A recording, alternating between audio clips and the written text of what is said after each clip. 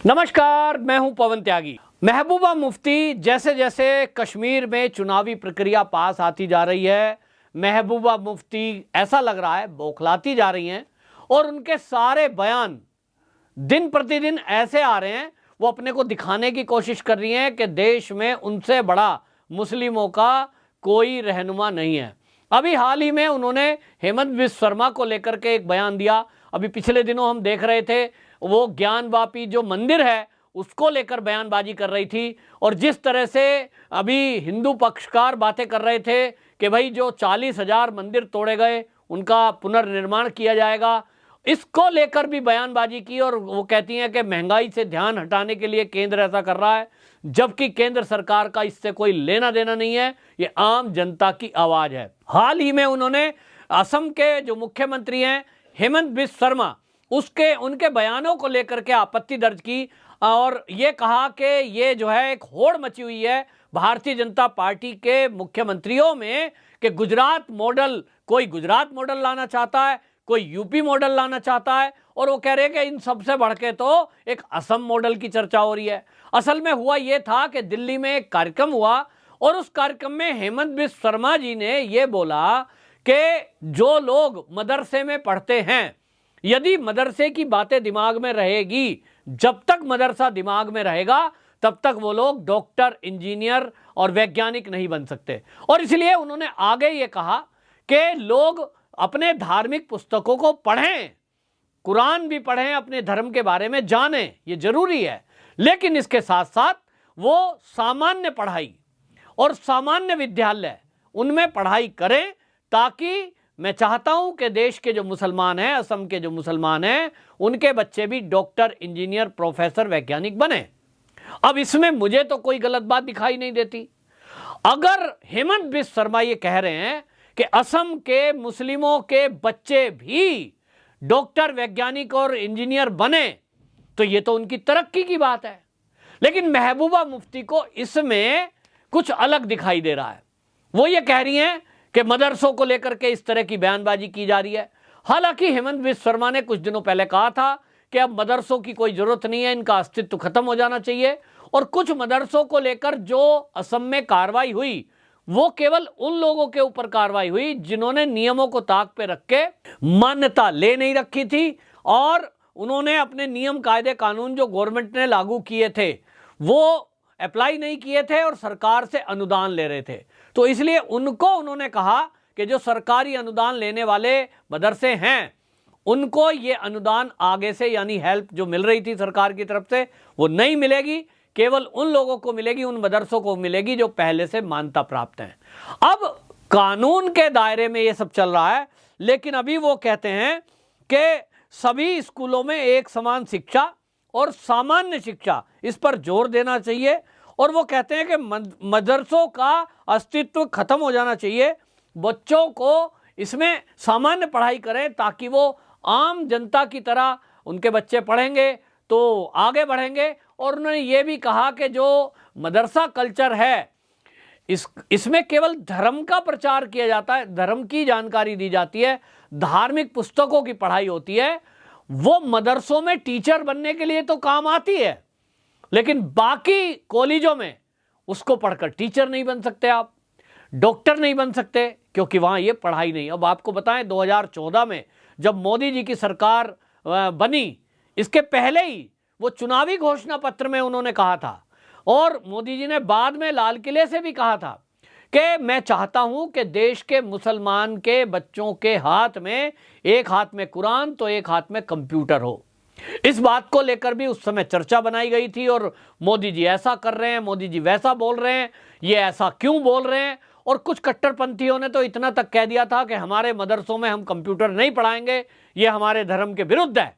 जबकि जो आज की डेट में सऊदी अरब है, अरब कंट्री है, वहां आप देखेंगे जो डेवलपमेंट है, वो एक तरफ कुरान की आयतें, उनकी जानकारी, उनकी पढ़ाई वहां होती है, क्योंकि उसी को पूरी दुनिया के मुस्लिम फॉलो करते हैं। और वहां टेक्नोलॉजी भी सीखी जाती है, वहां डॉक्टर भी बनते हैं, वहां इंजीनियर भी बनते हैं, वहां प्रोफेसर भी बनते हैं, वैज्ञानिक भी बनते हैं, ये सब हो रहा है। लेकिन कुछ हमारे भारत के ऐसे कट्टरपंथी लोग हैं जो केवल अपने दिमाग में ये सेट रखना चाहते हैं। इसके पीछे का कारण क्या है? इसके पीछे का कारण यह है, उनको लगता है कि यदि मुस्लिम वर्ग के बच्चे पढ़ लिख करके ज्ञानवान हो गए, अगर वो उस कट्टरपंथी सोच से आगे निकल पाए, तो वो सही और गलत का निर्णय कर पाएंगे। और उनको ये पता लगेगा कि ये जो पहले की सरकारें इस देश में रही हैं, देश की आज़ादी से लेकर और आज 75 साल होने को आए, पहले की सरकारों ने, अगर 2014 से पहले की सरकारों की बात करें, तो उन्होंने कभी भी इस तरफ ध्यान नहीं दिया कि हमारे देश के जो ये 25-30% मुसलमान आबादी है, इसका भला कैसे हो, उनके लिए मकान सुविधा हो, उनकी स्वास्थ्य की सुविधा हो, उनके बच्चे कैसे पढ़े लिखे, इस पर किसी ने ध्यान नहीं दिया। गरीब गरीब होता चला गया, अज्ञानी अज्ञानी होता चला गया, और वो प्रतिशत 3 पर रह गया। क्योंकि किन्हीं जो राजनीतिक दल हैं, उनको लगता था कि इनकी कट्टरपंथी सोच को डेवलप करना है, इनका जो ब्रेन है, जो डॉक्टर, इंजीनियर और वैज्ञानिक बनने की क्षमता रखता है, उसको डेवलप अगर कर दिया गया, इनको सामान्य पढ़ाई कर दी गई, फिर तो ये सवाल पूछेंगे कि पत्थर हम ही क्यों उठाएं, हम सेना पर गोली क्यों चलाएं, हम ही आतंकवादी क्यों बने। फिर ये समझ पाएंगे कि ये जो महबूबा मुफ्ती हैं, ये जो फारूक अब्दुल्ला हैं, ये जो गांधी खानदान है, इनके बच्चे तो विदेशों में पढ़ते हैं, और ये हमारे बच्चों को कह रहे हैं कि धर्म के नाम पर, आजादी के नाम पर आप पत्थर उठाओ, आप नारे लगाओ, आप सड़कों पे आ जाओ। तो सवाल पूछा जाएगा अगर लोग पढ़ लिख जाएंगे। और इसलिए प्री प्लान मदरसे डेवलप किए गए, अल्पसंख्यक कल्याण मंत्रालय बनाया गया, और उसके तहत मदरसों को अनुदान दिया गया कि भाई वो अल्पसंख्यक हैं, इसलिए उनको धर्म के बारे में पढ़ाने में आज़ादी है। तो भाई अल्पसंख्यक तो जो है सिख भी हैं, अल्पसंख्यक में जैन भी हैं और बौद्ध भी हैं, लेकिन बाकी जो लोग हैं, बाकी पंथ के मानने वाले, वहाँ ऐसा नहीं है कि गुरुद्वारे में जाने वाले लोग और जो वहाँ उनके धार्मिक ग्रंथों को पढ़ने वाले लोग, वो वैज्ञानिक नहीं है, वो डॉक्टर नहीं है, वो इंजीनियर नहीं, वो हैं, पूरी दुनिया में छाए हुए हैं। और इसी तरह सभी लोग। तो अगर कोई सरकार ये कहती है कि मेन स्ट्रीम की तरह आपके बच्चे भी सब में आगे बढ़ें, ये तो बड़ाई का काम है। लेकिन महबूबा मुफ्ती बौखलाहट भरे बयान देती है, और वो कहती है कि होड़ मची हुई है, वो कहती है कि जो है इस मामले में ये ध्रुवीकरण किया जा रहा है, वो कहती है कि प्रतिस्पर्धा चल रही है कि क्या वो गुजरात मॉडल, यूपी मॉडल को लागू करना चाहते हैं या आसाम के मुख्यमंत्री का मॉडल, और कह रहे हैं इसको लेकर के ध्रुवीकरण किया जा रहा है, ये एक राजनीति की जा रही है, और वो कह रहे हैं मुसलमानों को परेशान करने की होड़ चल रही है, ये बयानबाजी कर रही हैं। असली बात यह है कि कश्मीर के अंदर, जम्मू कश्मीर के अंदर चुनाव होने हैं, उसकी प्रक्रिया चुनाव आयोग द्वारा शुरुआत कर दी गई है। अब इनको लगता है कि वहाँ जो मुसलमान हैं कश्मीर के, उनको 2014 और बल्कि धारा 370 हटने के बाद से एक अंतर दिखाई दे रहा है। 2014 के पहले का कश्मीर, 2014 के बाद का कश्मीर, दोनों में जो डिफरेंस है वो दिखाई दे रहा है कि पहले की सरकारों ने उनको केवल पत्थर थमाए, यानी उनको इसी काम में लगे रहने दो, आतंकवादियों को आने दिया बॉर्डर से, लोगों को पैसे आने दिए गए, विदेशी फंडिंग आती रही, और वहाँ युवाओं को नशे की लत लगाती गई, और बस पत्थरबाजी करो, या तो जेल में जाओ या तो ऊपर जाओ। 2014 के बाद मोदी सरकार आई तो उन्होंने विचार किया कि कश्मीर को कैसे ठीक किया जाए। वहाँ जो ये बीमारी लगी है आतंकवाद की, लोगों ने धर्म के नाम पर जो युवाओं को भड़काया है और उनके हाथ में पत्थर थमाए, इनको कैसे पढ़ाया जाए। तो सबसे पहले आतंकवाद पर लगाम लगाने के लिए सैनिकों को फ्री हैंड किया, और इसलिए एक एक चुक चुक कर मारा गया। अभी भी काम चालू है।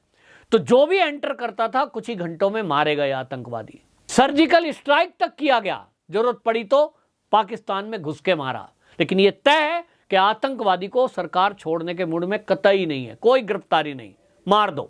दूसरी तरफ यह भी किया गया कि जो कश्मीर है, वहां के जो बच्चे हैं, उनको समझाया, काउंसलिंग हुई स्कूलों में, सरकार ने बाकायदा काउंसलर भेजे जगह जगह, उन बच्चों को समझाया कि पत्थरबाजी में या गोलीबाजी में या आतंकवादी बनने में आपका नहीं, आपके पूरे खानदान परिवार का बर्बादी का शुरुआत होती है, बर्बादी होती है। और आप ऐसे काम मत करो जिससे आपकी जिंदगी थोड़े घंटों की रह जाए। आप ऐसा काम करो जो बाकी लोगों ने किया, जो एपीजे अब्दुल कलाम जी ने किया। और इसलिए लोगों को समझ में आया। आज के समय में आप देखिए, मोदी सरकार को 14 से अभी तक आप देखेंगे लगभग 8 साल हुए हैं, लेकिन इस 8 साल में अगर आप कश्मीर की लिस्ट उठा के देखेंगे बच्चों की, कितने बच्चों ने ग्रेजुएट किया, कितनों ने पोस्ट ग्रेजुएट किया, कितने इंजीनियर बने, कितने आईपीएस बने, कितने आईएएस बने, वो लिस्ट आप देखेंगे तो आप पाएंगे कि जो 70 साल में नहीं हुआ था वो संख्या इन 8 साल में हुई है, और ये बहुत बड़ा अचीवमेंट है। इसी तरह जो कश्मीर में विकास के कार्य हैं वो भी आप देखेंगे। मोदी जी ने तो अपने भाषण में जम्मू में एक कार्यक्रम में गए थे तो बताया कि 70 साल में जो इन्वेस्टमेंट केंद्र सरकार ने यहां दिया है वो कितना 15,000 करोड़, और जो मोदी सरकार ने 8 साल में दिया है वो कितना है 35,000 करोड़, यानी दुगने से भी ज्यादा ये 8 साल में। तो वो दिखेगा, जनता देख रही है। और इसीलिए पीडीपी की महबूबा मुफ्ती हो या नेशनल कॉन्फ्रेंस हो, इनको नकार दिया है जनता ने कि तुम तो हमें बर्बाद करने पे तुले थे, तुम हमें अलगाववादी चीजें सिखा रहे थे, तुम हमें आतंकवाद सिखा रहे थे। मोदी जी हमें वैज्ञानिक, डॉक्टर और प्रोफेसर बना रहे हैं, यही हेमंत बिस्व शर्मा जी ने कहा है। तो उनकी आलोचना करके केवल वो भड़काने की नीति जो उनकी पहले से रही है महबूबा मुफ्ती की, उसी पर चाल चल के लोगों को सड़कों पर लाना चाहती है। लेकिन महबूबा मुफ्ती के इस बयान से कश्मीर में आप देखेंगे एक पत्ता तक नहीं हिला, क्योंकि अब लोग सड़कों पे आने वाले नहीं हैं। ये बात अलग है कि अभी कुछ लोग, मुट्ठी भर लोग वहां ऐसे हैं जिनकी सोच कट्टरपंथी है, जिनकी अलगाववादी नीति है, और उनको लगता है कि कहीं ना कहीं मोदी को वो बदनाम कर ले जाएंगे, बीजेपी को बदनाम कर ले जाएंगे, और कश्मीर की सत्ता में फिर से पीडीपी, नेशनल कॉन्फ्रेंस या कांग्रेस की वापसी हो जाएगी। तो वो उनका सपना है, सपना सबको देखने का अधिकार है। लेकिन कश्मीर बदल रहा है, कश्मीरी बदल रहे हैं, और ये जो वहां अभी छुटपुट चीजें बची हैं इसको मोदी सरकार सख्ती से ठीक करने लगी है। यही बौखलाहट इन कश्मीरी नेताओं की है जो अभी तक लोगों के पत्थर हाथ में थमाकर वहां राजनीति कर रहे थे, और इसीलिए उल्टे सीधे बयानबाजी की जा रही है। वंदे मातरम।